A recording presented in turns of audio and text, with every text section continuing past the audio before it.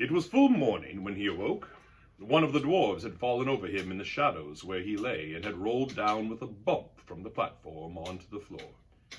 It was Boffer, and he was grumbling about it when Bilbo opened his eyes. "Get up, you lazy bones," he said, "or there will be no breakfast for you." Up jumped Bilbo. "Breakfast?" he cried. "Where is breakfast?" "Mostly inside us," answered the other dwarves who were moving around the hall. "But what is left is out on the veranda. We have been looking for Beorn ever since the sun got up, but there is no sign of him anywhere, though we found breakfast laid as soon as we went out." "Where is Gandalf?" asked Bilbo, moving off to find something to eat as quick as he could. "Oh, out and about somewhere," they told him. But he saw no sign of the wizard all that day until the evening. Just before sunset, he walked into the hall, where the Hobbit and the dwarves were having supper, waited on by Beorn's wonderful animals as they had been all day. Of Beorn they had seen and heard nothing since the night before, and they were getting puzzled. "Where is our host, and where have you been all day? Yourself," they all cried. "One question at a time, and none till after supper. I haven't had a bite since breakfast." At last Gandalf pushed away his plate and jug.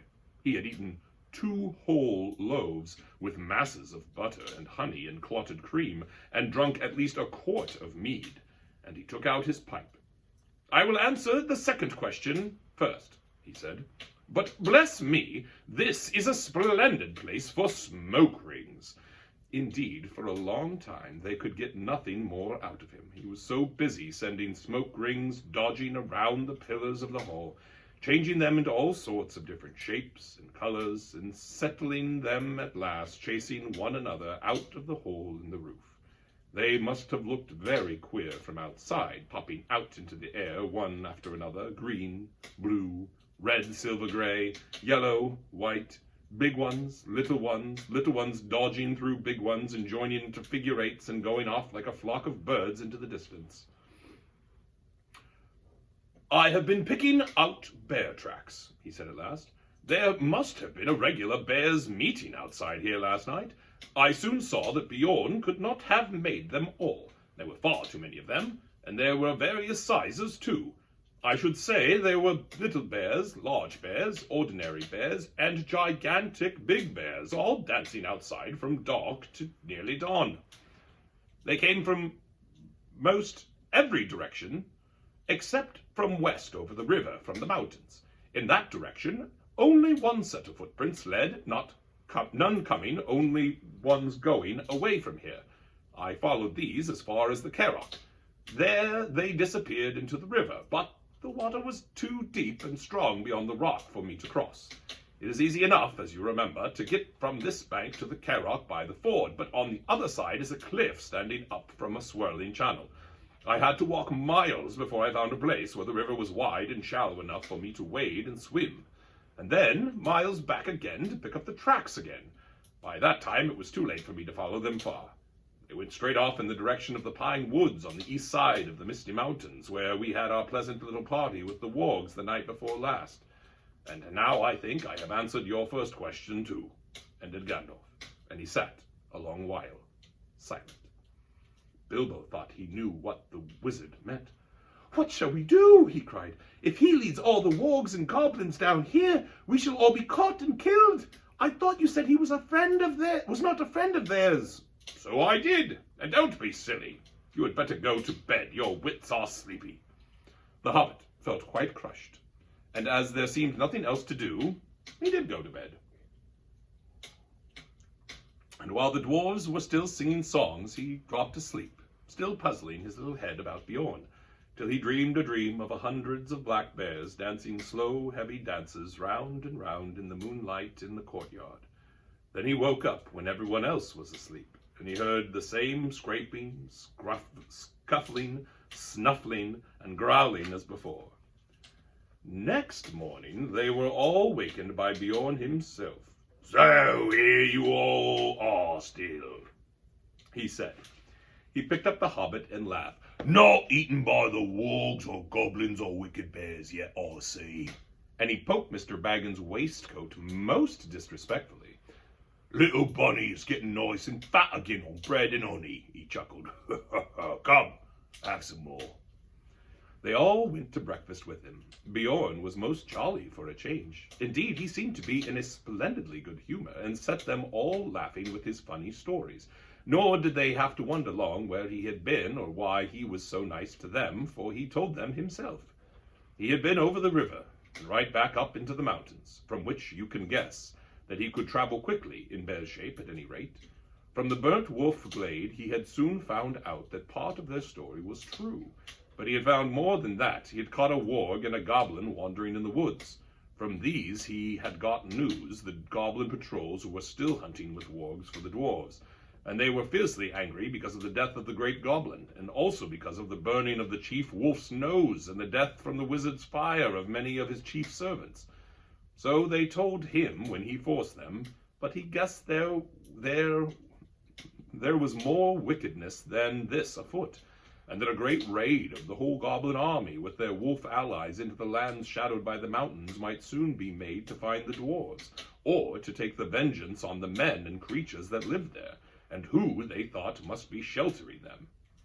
It was a good story, that of yours, said Beorn, but I like it still better now that I'm sure it is true. You must forgive me. My not taking your word. If you lived near the edge of Mirkwood, you would not take the word of no one that you did not know as well as your brother or better. As it is, I can only say that I have hurried home as fast as I could to see that you were safe, and to offer you any help that I can. I shall think more kindly of dwarves after this. Killed the great goblin. Killed the great goblin! He chuckled fiercely to himself. What did you do with the goblin and the warg? Asked Bilbo suddenly. Come and see, said Beorn, and they followed round the house. A goblin's head was stuck outside the gate, and a warg skin was nailed to a tree just beyond. Beorn was a fierce enemy, but now he was their friend, and Gandalf thought it wise to tell him their whole story and the reason of their journey, so that they could get the most help he could offer. This is what he promised to do for them. He would provide ponies for each of them, and a horse for Gandalf for their journey to the forest, and he would lade them with food to last them for weeks with care, and packed so as to be as easy as possible to carry: nuts, flour, sealed jars of dried fruits and red earthenware, pots of honey, and twice-baked cakes that would keep good a long time, and on a little of which they could march far. The making of these was one of his secrets, but honey was in them, as in most of his foods, and they were good to eat, though they made one thirsty. Water, he said, they would not need to carry this side of the forest, for there were many streams and springs along the road. But your way through Mirkwood is dark and dangerous and difficult, he said. The water is not easy to find there, nor food. The time is not yet come for nuts, though it may be past and gone indeed before you get to the other side. And nuts are about all that grows there fit for food.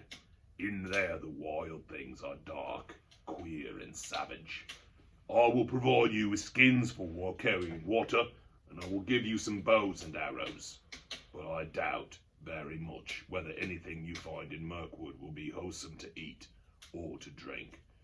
There is one stream there, I know, black and strong, which crosses the path, that you should neither drink of nor bathe in, for I have heard it carries enchantment, and a great drowsiness and forgetfulness, and in the dim shadows of that place, I don't think you will shoot anything wholesome or unwholesome without straying far from the path.